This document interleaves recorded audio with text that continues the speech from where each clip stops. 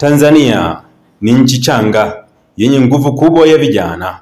Wao ndio uti wa mgongo wa taifa, nguvu kazi ya uzalishaji na chemichemi ya ubunifu. Lakini nguvu hii kubwa inahitaji mwelekeo sahihi, hekima na maadili ya kizalendo, hasa katika zama hizi za propaganda za kidigitali.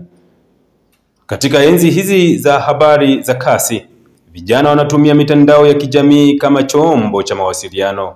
Lakini mitandao hii pia imekuwa uwanja wa chuki, upotoshaji na ajenda za siri. Bwana Lugete Musa, mchambuzi wa siasa na diplomasia, anasema kuwa baadhi ya mataifa yenye maslahi ya kiuchumi na kisiasa hutumia habari potofu kuvuruga umoja wa Watanzania. Vijana lazima waamke, wasiwe sehemu ya ajenda za watu wanaotaka kuumiza taifa lao kwa jina la demokrasia au haki, alisema Bwana Lugete. Kauli yake ni wito wa kizalendo kwa vijana kutambua kuwa taifa linajengwa kwa umoja na maelewano, si kwa kugawanyika na hasara.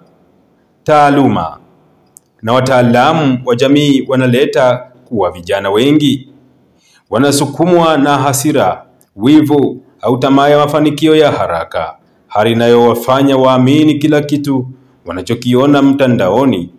Huu ni mtego wa fikra unaotengenezwa makusudi na wapotoshaji ili kuvunja imani ya vijana kwa nchi yao.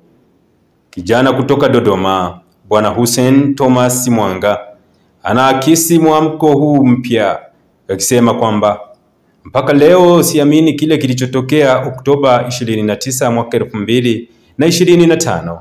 Nilijifunza kuwa amani haihitaji kelele, inahitaji fikra sahihi. Ni jukumu letu vijana kuitetea amani. Maneno yake yanatoa nuru kwamba amani haiwezi kudumu bila haki, lakini haki haiwezi kupatikana kwa ghasia. Tunapodai haki, ni lazima tuikumbuke amani kama chombo cha mazungumzo. Kizazi cha sasa kinapaswa kuelewa kwamba mitandao si mwalimu wa ukweli, ni kioo kinachoonyesha taswira kulingana na macho ya anayeitazama.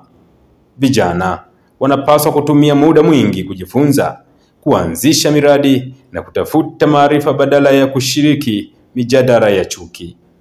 Mchambuzi mmoja wa ajira alieleza ukweli mchungu wa vurugu akisema kwamba kila kituo cha mafuta kilichochomwa hakikuwa jengo tu lililoungua, bali ni ndoto, ajira na maisha ya vijana halisi yaliyoteketezwa. Wale wanaochochea vurugu mitandaoni mara nyingi hawapo katika uhalisia wa maumivu yanayofuata. Wanatumia na kutuma ujumbe kutoka umbali salama, lakini vijana wanaoamini wanajikuta wakipoteza maisha, kazi na heshima zao.